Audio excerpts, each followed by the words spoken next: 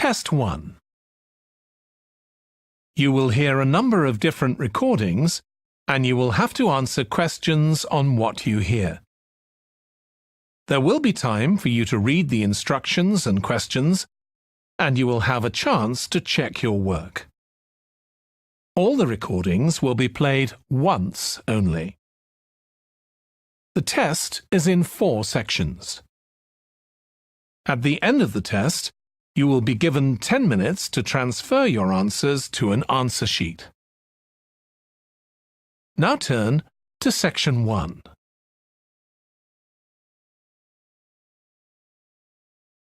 Section 1.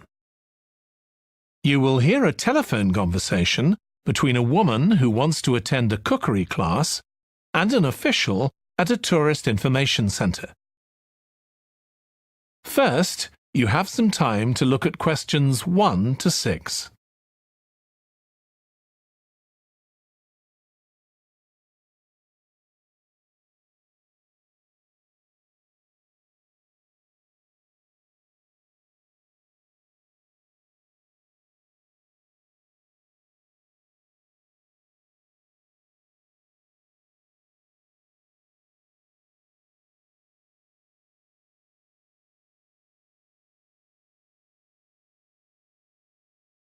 You will see that there is an example that has been done for you.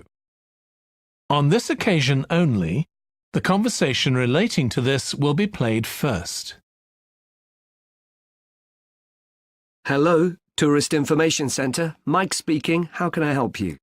Oh, hi. I wanted to find out about cookery classes. I believe there are some one-day classes for tourists. Well, they're open to everyone, but tourists are always welcome. OK, let me give you some details of what's available. There are several classes. One very popular one is at the food studio. The first cooking class is at the food studio, so studio has been written in the space. Now we shall begin. You should answer the questions as you listen because you will not hear the recording a second time. Listen carefully and answer questions 1 to 6. Hello, Tourist Information Centre. Mike speaking. How can I help you? Oh, hi. I wanted to find out about cookery classes. I believe there are some one-day classes for tourists. Well, they're open to everyone, but tourists are always welcome. OK, let me give you some details of what's available. There are several classes. One very popular one is at the food studio. OK. They focus on seasonal products, and as well as teaching you how to cook them, they also show you how to choose them. Right, that sounds good. How big are the classes? I'm not sure exactly, but they'll be quite small. And could I get a private lesson there? I think so. Let me check. Yes, they do offer those. Though, in fact, most of the people who attend the classes find it's a nice way of getting to know one another. I suppose it must be, yes. And this company has a special deal for clients where they offer a discount of 20% if you return for a further class. OK, but you said there were several classes. That's right. Another one you might be interested in is Bond's Cookery School. They're quite new. They just opened 6 months ago, but I've heard good things about them. They concentrate on teaching you to prepare healthy food, and they have quite a lot of specialist staff. So, is that food for people on a diet and things like that? I don't know if I'd be interested in that. Well, I don't think they particularly focus on low-calorie diets or weight loss. It's more to do with recipes that look at specific needs, like including ingredients that will help build up your bones and make them stronger, that sort of thing. I see. Well, I might be interested. I'm not sure. Do they have a website I could check? Yes. Just key in the name of the school. It'll come up. And if you want to know more about them, every Thursday evening they have a lecture at the school. It's free, and you don't need to book or anything. Just turn up at 7:30. And that might give you an idea of whether you want to go to an actual class. Before you hear the rest of the conversation, you have some time to look at questions 7 to 10.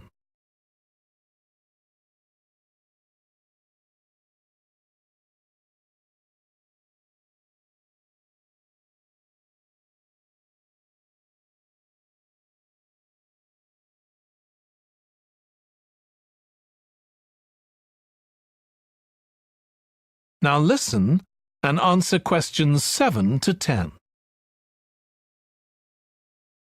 OK, there's one more place you might be interested in. That's got a rather strange name. It's called the Aretsa Centre.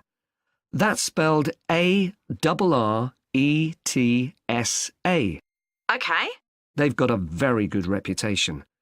They do a bit of meat and fish cookery, but they mostly specialise in vegetarian dishes. Right. That's certainly an area I'd like to learn more about. I've got lots of friends who don't eat meat. In fact, I think I might have seen that school today.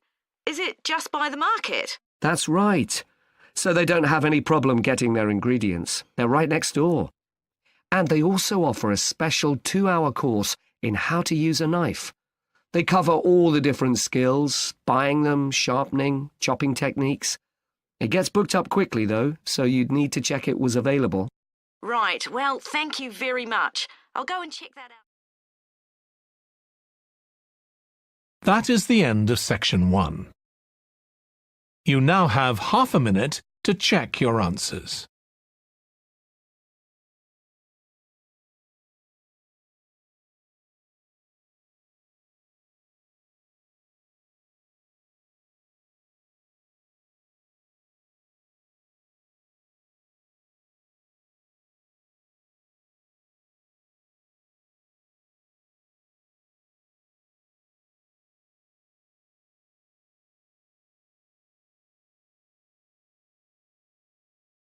Now turn to section 2.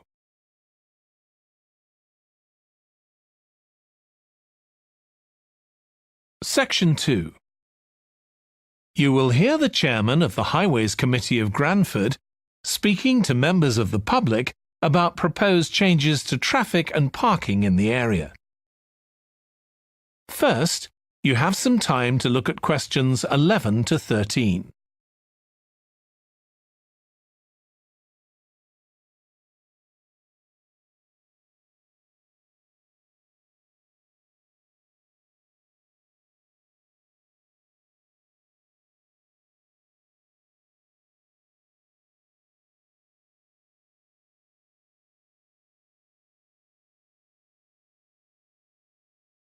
Now listen carefully and answer questions 11 to 13.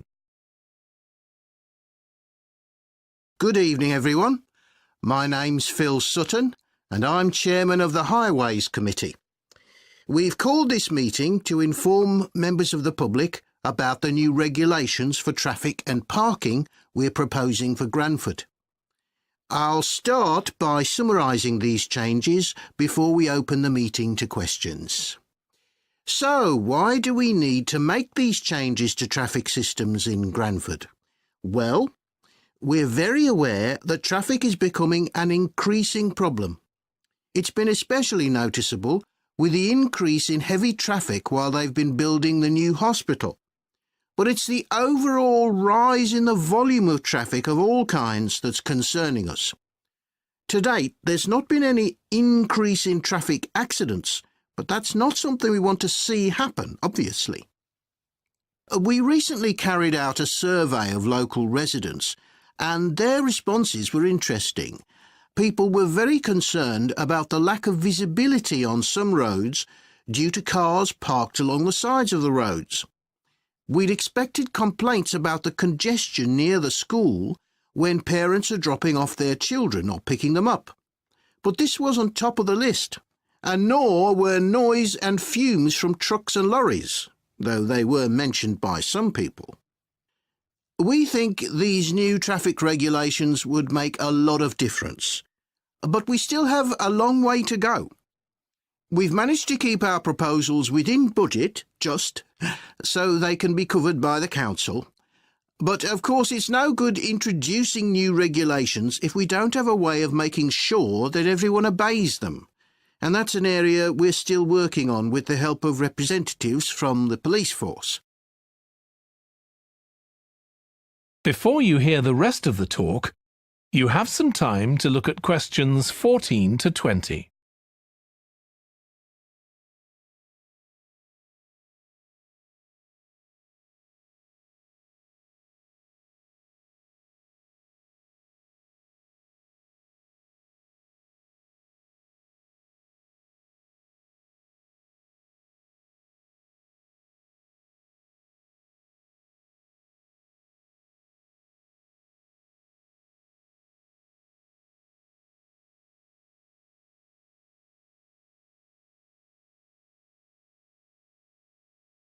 Now listen and answer questions 14 to 20. OK, so this slide shows a map of the central area of Granford with the High Street in the middle and School Road on the right. Now, we already have a set of traffic lights in the High Street at the junction with Station Road, but we're planning to have another set at the other end at the School Road junction to regulate the flow of traffic along the High Street. We've decided we definitely need a pedestrian crossing. We considered putting this on School Road just outside the school, but in the end we decided that could lead to a lot of traffic congestion. So we decided to locate it on the High Street, crossing the road in front of the supermarket. That's a very busy area, so it should help things there. We're proposing some changes to parking. At present, parking isn't allowed on the High Street outside the library, but we're going to change that and allow parking there, but not at the other end of the High Street near School Road. There'll be a new no parking sign on School Road just by the entrance to the school, forbidding parking for 25 metres. This should improve visibility for drivers and pedestrians, especially on the bend just to the north of the school. As far as disabled drivers are concerned, at present they have parking outside the supermarket, but lorries also use those spaces, so we've got 2 new disabled parking spaces on the side road up towards the bank. It's not ideal, but probably better than the present arrangement. We also plan to widen the pavement on School Road. We think we can manage to get an extra half metre on the bend just before you get to the school, on the same side of the road. Finally, we've introduced new restrictions on loading and unloading for the supermarket, so lorries will only be allowed to stop there before 8 a.m. That's the supermarket on School Road. We kept to the existing arrangements with the High Street supermarket. OK, so that's about it. Now, That is the end of section 2. You now have half a minute to check your answers.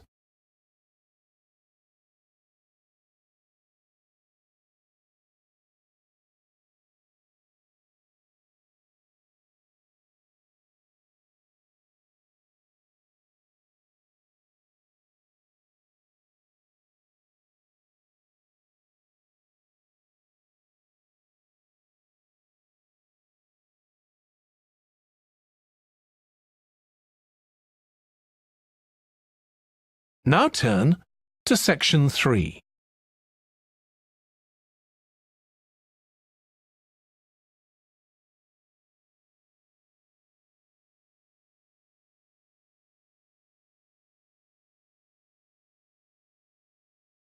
Section 3. You will hear 2 biology students called Emma and Jack discussing an experiment they are going to do together. First, you have some time to look at questions 21 to 25.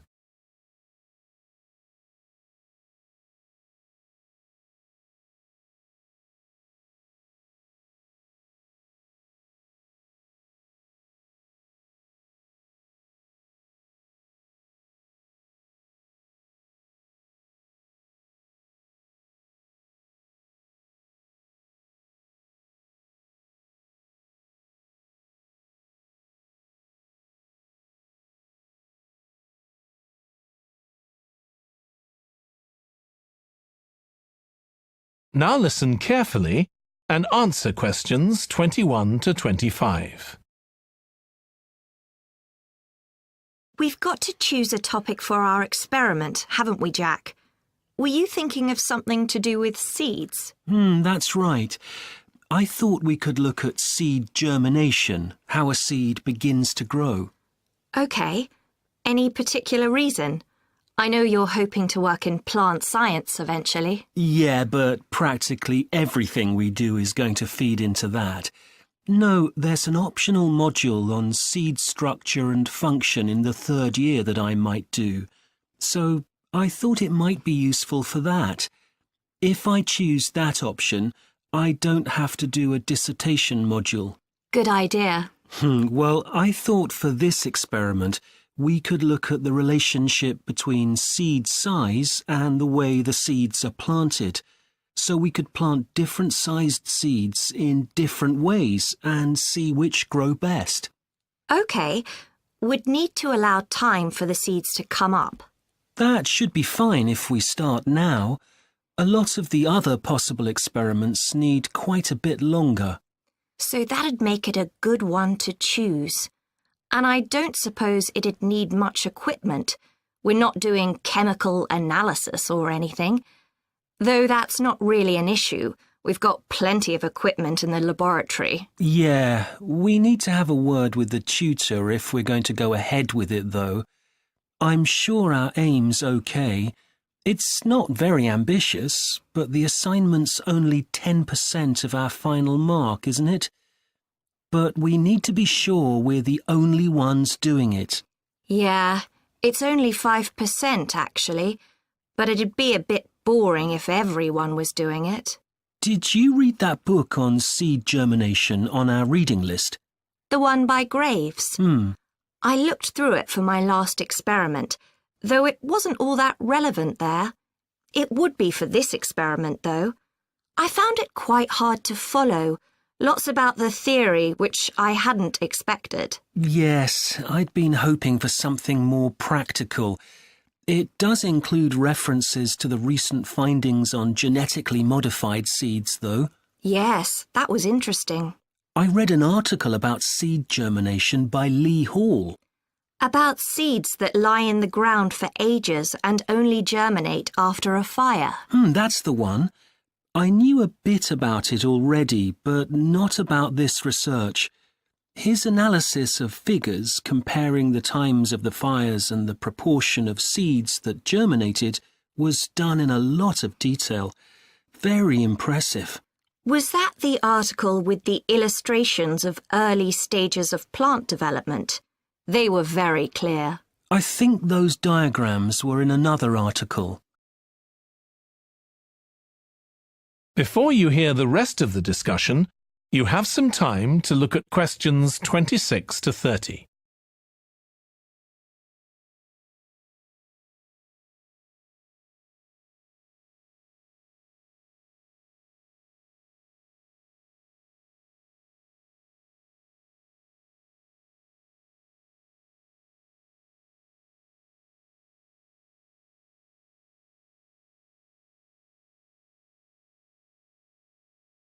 Now listen and answer questions 26 to 30. Anyway, shall we have a look at the procedure for our experiment?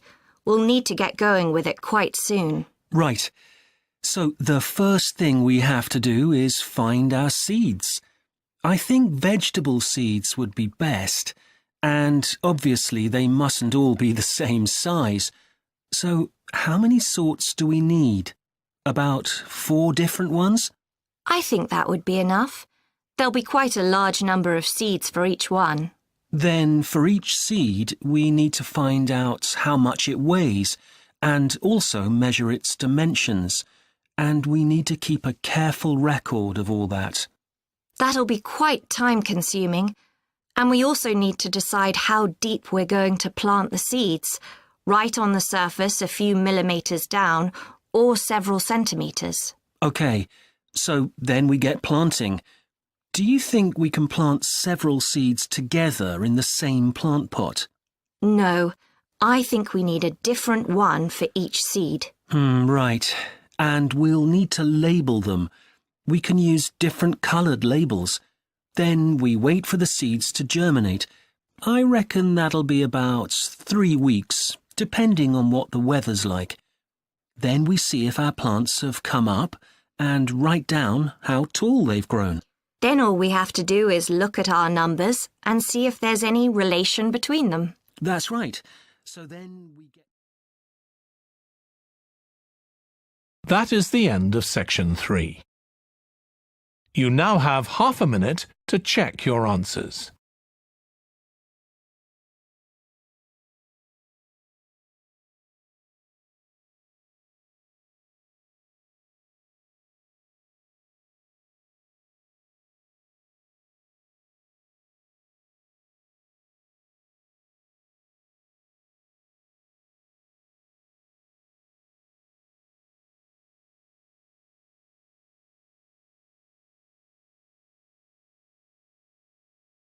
Now turn to Section 4.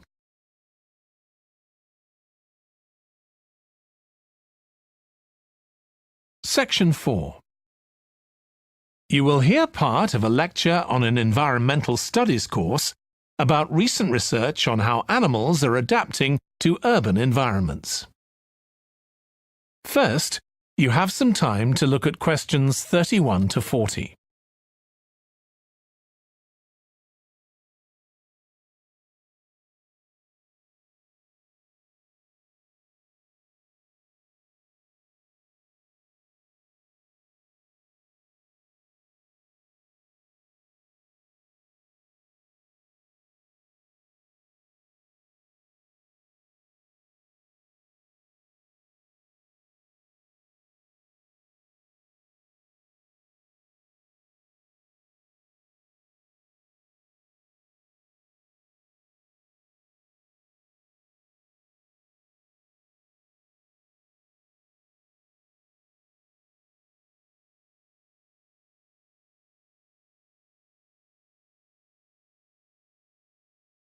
Now listen carefully and answer questions 31 to 40. Hi. Today we're going to be looking at animals in urban environments, and I'm going to be telling you about some research on how they're affected by these environments. Now, in evolutionary terms, urban environments represent huge upheavals, the sorts of massive changes that usually happen over millions of years. And we used to think that only a few species could adapt to this new environment. One species which is well known as being highly adaptable is the crow, and there have been various studies about how they manage to learn new skills. Another successful species is the pigeon, because they're able to perch on ledges on the walls of city buildings, just like they once perched on cliffs by the sea. But, in fact, we're now finding that these early immigrants were just the start of a more general movement of animals into cities, and of adaptation by these animals to city life. And one thing that researchers are finding especially interesting is the speed with which they're doing this. We're not talking about gradual evolution here. These animals are changing fast. Let me tell you about some of the studies that have been carried out in this area. So, in the University of Minnesota, a biologist called Emily Snellrud and her colleagues looked at specimens of urbanized small mammals such as mice and gophers that had been collected in Minnesota and that are now kept in museums there. And she looked at specimens that had been collected over the last 100 years, which is a very short time in evolutionary terms. And she found that during that time, these small mammals had experienced a jump in brain size when compared to rural mammals. Now, we can't be sure this means they're more intelligent, but since the sizes of other parts of the body didn't change, it does suggest that something cognitive was going on. And Snellrud thinks that this change might reflect the cognitive demands of adjusting to city life, having to look in different places to find food, for example, and coping with a whole new set of dangers. Then over in Germany, at the Max Planck Institute, there's another biologist called Katharina Miranda, who's done some experiments with blackbirds living in urban and rural areas. And she's been looking not at their anatomy, but at their behavior. So, as you might expect, she's found that the urban blackbirds tend to be quite bold. They're prepared to face up to a lot of threats that would frighten away their country counterparts. But there's one type of situation that does seem to frighten the urban blackbirds, and that's anything new, anything they haven't experienced before. And if you think about it, that's quite sensible for a bird living in the city.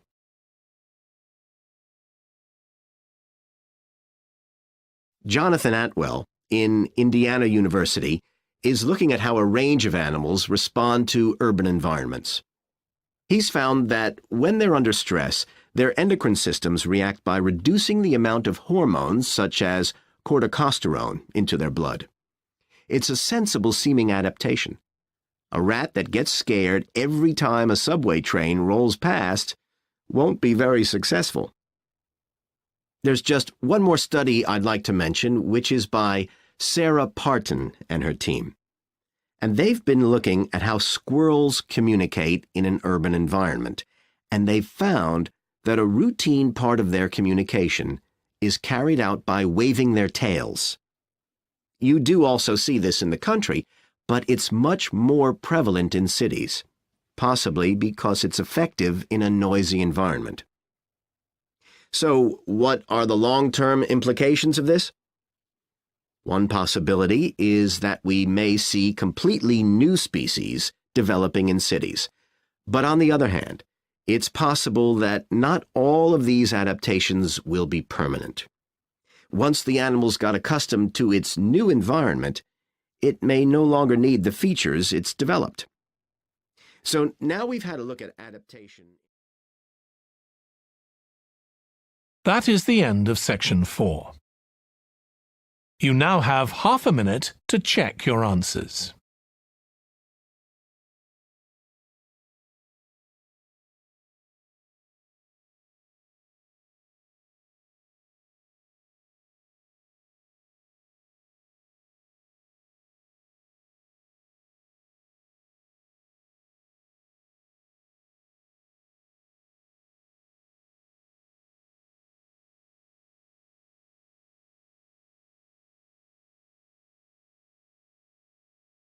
That is the end of the listening test.